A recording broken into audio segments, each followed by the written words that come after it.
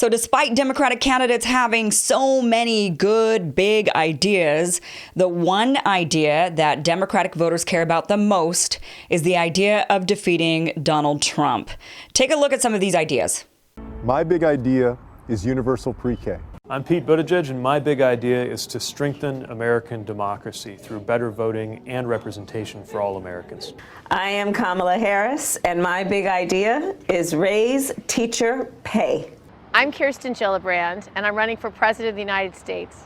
My big idea is paid family leave. I'm Elizabeth Warren, and I want to cancel student loan debt and provide for universal free college. Yeah. I'm Amy Klobuchar, and my big idea is to fight addiction and treat mental health. My big idea is baby bonds. I'm Andrew Yang. I'm running for president in 2020, and my big idea is a freedom dividend of $1,000 a month for every American starting at age 18. My idea is to ensure that we have a new Voting Rights Act.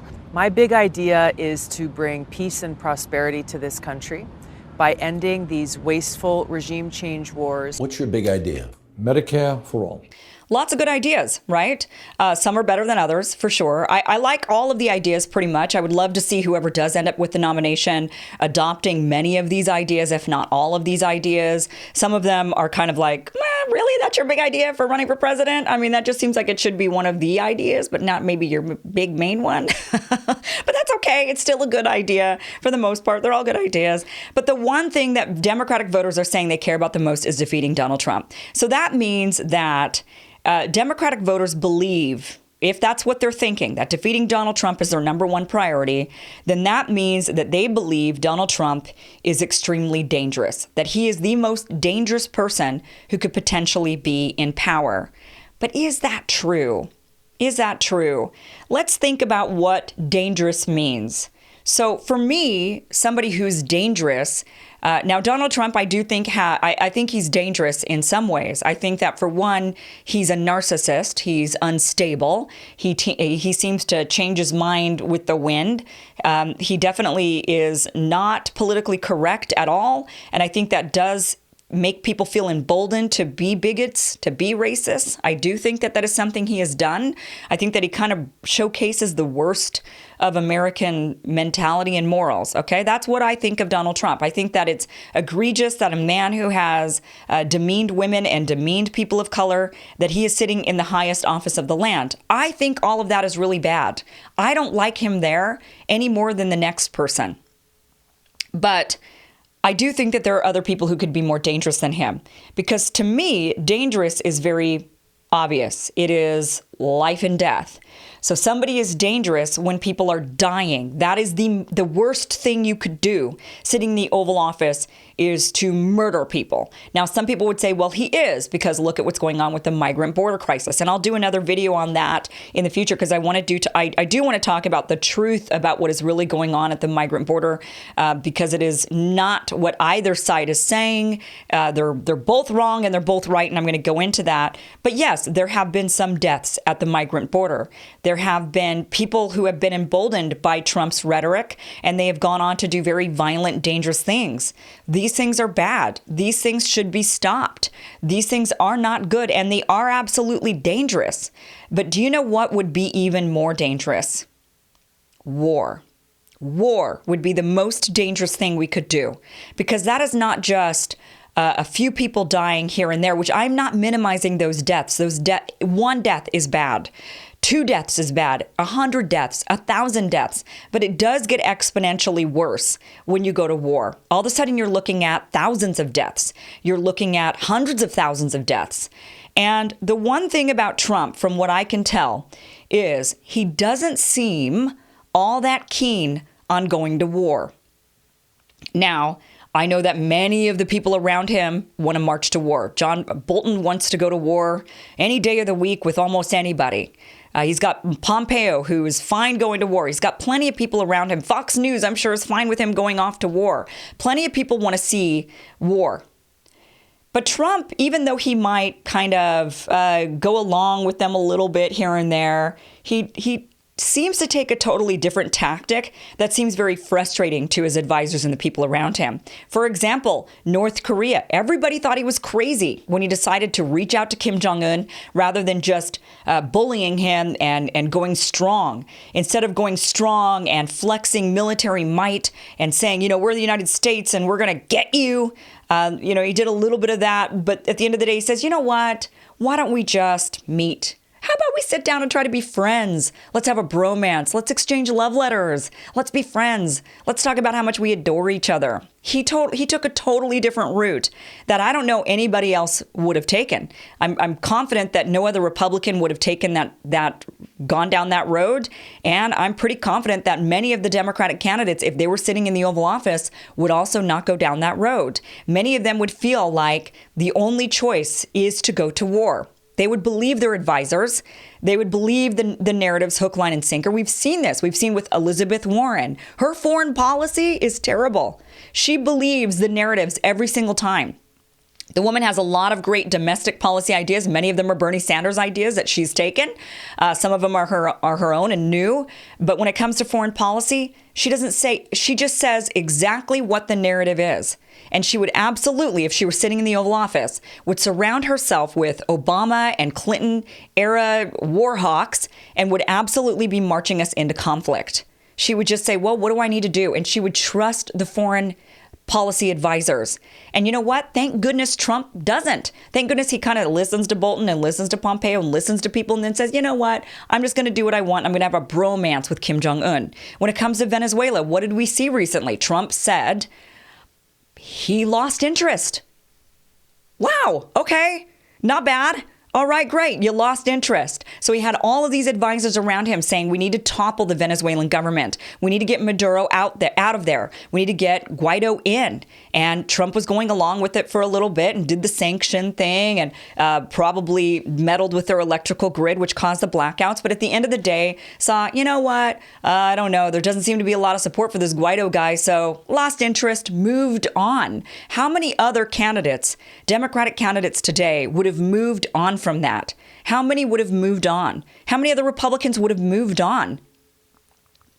Same thing now with Syria. Syria is another example of this. So many said, oh, well, we've got to get Bashar al-Assad out of there. What did Trump do? He did a few things here and there. But at the end of the day, he says, you know what?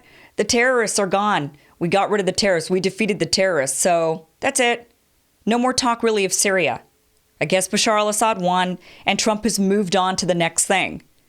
So far, those are three potential conflicts that we absolutely could have been in, which we likely would have been in had Hillary Clinton been president. Hillary Clinton would have been president. We would already be at war. We would have been marched in Syria for sure, North Korea very possibly, and Venezuela for sure. We would have already gone in and done the damage and killed people, blown up children, and escalated tensions and been sending in our own troops, sending in our own kids, murdering our own people, murdering their people. That is the worst. That's the most dangerous thing you can do as president. The most dangerous weapon you have is the United States military. The most dangerous weapon you have is the fact that you are commander in chief. That is the most dangerous job of the president. But these Democratic voters don't seem to understand that. They think the most dangerous thing a president can do is tweet. That is not the most dangerous thing a president can do. And there absolutely are more dangerous candidates than Donald Trump. For example, Kamala Harris, her main advisor was Hillary Clinton. Her sister was an advisor for Hillary Clinton. And you know that if Kamala Harris is sitting there in the Oval Office, she would surround herself with Obama era and Clinton era war hawks. And we absolutely would have already been into conflict in these regions. That is absolutely what would have happened. And a lot of times these presidents feel like they have to prove their strength. I worried about that with Donald Trump, the guy being such a narcissist. I thought for sure, this guy's going to get in there and he's got the power of the United States military at his fingertips. And he's a narcissist and he's probably going to want to prove that he's big and powerful.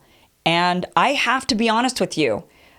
He has surprised me and left me feeling like a sigh of relief in a lot of these cases. Now, he has escalated a lot of the tensions. He's not, by any means, he has not been a dove. but he certainly could have done way worse. And he just has stepped back. When I look at some of these other, Biden, what do you think Biden would do? Biden, once again, would surround himself with foreign policy advisors and he would just listen to them. Hook, line, and sinker. What we need is a president who is going to push back on those advisors, very much the way Trump has been. And I don't mean to sit here and give the man praise, because I am not a Trump fan. I'm not a Trump supporter, and I do want this guy out of office. I think it's egregious that this man was elected, the way he treats women, the way he treats people of color, the way he treats minorities, the way that his rhetoric, he has, I'm not all about big, hardcore PC culture. I definitely push back against that quite a bit, but he's, over the top. Like, for sure, that needs to be reined in on. But 100%, guys, there are more dangerous commanders in chief than Donald Trump. He is not the most dangerous person who could be sitting in that Oval Office. And if Democratic voters think that the one thing they care about, hold on just for a second and rethink your position. Your number one concern is defeating Donald Trump. So even if that means putting in someone in office that is going to march us to war with Syria, Venezuela, North Korea, Iran, all of these various places. Now, we very well might go to war with Iran because Trump is very much in bed with Israel. He loves Israel, and Israel 100% is controlling this. And if Israel drops bombs, we're going to be right behind them. So that is a war we absolutely might actually end up in, and that would be really bad. But my point is, another president would have also marched us into that war, as well as others. And there's only a few candidates who would not, who would stop, step back, take a beat, and say, you know what? Let's assess this. Is there another way? How important is this? Do we really need to sacrifice our lives, and do we need to be blowing up children on buses in order to get this done? Is it this important?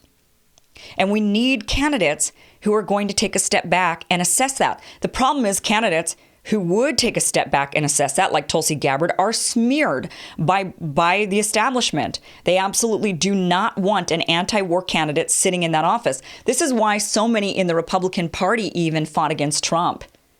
It wasn't just Democrats that were against him. There were plenty of Republicans. And many of those Republicans were against him because he is anti-establishment in his own way. He's very much his own guy, and he's kind of doing his own thing, and he does what he wants, and he doesn't necessarily listen to anybody. And that's dangerous for the establishment. They need people who are going to listen to them and just follow and do what they've always done and just keep on with the status quo. And anybody else is dangerous to that status quo.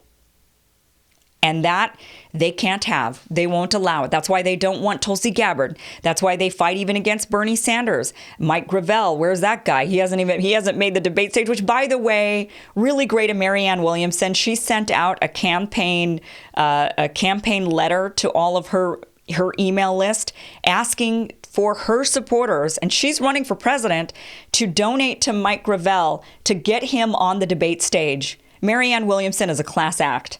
That is just, she cares. She cares about foreign policy. She sees Mike Gravel. She agrees with him. She wants that guy on that debate stage to get his message out there. I think that is a really class act thing to do. She really is a wonderful person. So, there's so many great candidates who are against this mainstream military industrial complex narrative. And those are the ones who would not be nearly as dangerous as Donald Trump or any other Democratic candidate. But plenty of these other Democratic candidates would absolutely be more dangerous than Donald Trump. And we need to keep our perspective. We have to keep our perspective. What is dangerous to you? Yes, if it is being a bully on Twitter and saying mean things and hurting people's feelings, then yeah, Donald Trump is probably as bad as it can get. But it could be worse. And, a lot of people, they would rather just have a nice president, and it doesn't matter if they're blowing people up. This is how it was with Obama. It doesn't matter if they're blowing people up or detaining people at the border or deporting millions of people. All these things that even Obama did, but he's nice. He's nice. So we're just going to allow this to happen. And with Trump, he's not nice. So now he's the most dangerous person because he's not nice. No, guys, that is not the most dangerous type of president. So Democrats, I encourage you to take a step back and really think about what is actually truly important in this world. Is it just getting the orange buffoon out of office, or is it sparing lives?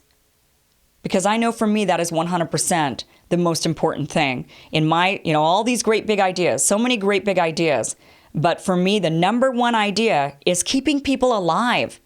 So for me, that is to stop these wars, these endless regime change wars, the military-industrial complex. That has got to stop first. Because I'll tell you what, if it were my kid on that bus in Yemen that got blown up by our bombs, if it were my kid on that bus and somebody said to me, look, you have a choice. You can either your kid be blown up, or you can have raise teacher pay.